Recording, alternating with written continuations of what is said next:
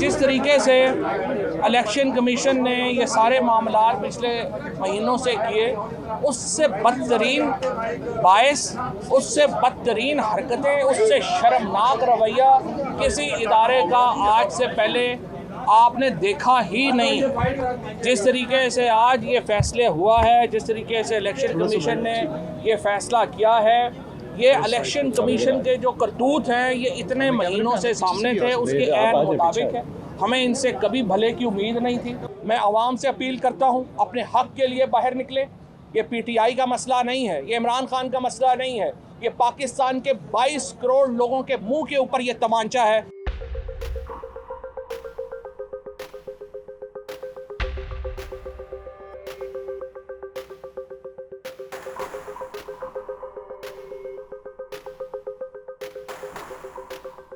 ये तो एक छोटी सी चोरी है।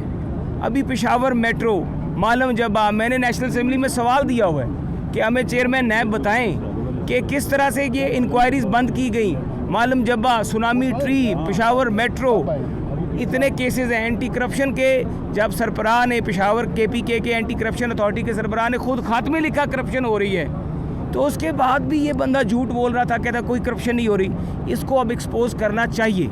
और मैं समझता हूँ पाकिस्तान में जो बंदा झूठ की सियासत करे, जो झूठ बोले, ऐसे शख्स के ख़िलाफ़ हमें कानून साजी करनी चाहिए और ऐसे शख्स का सियासत में दाखिला ही ममनू होना चाहिए।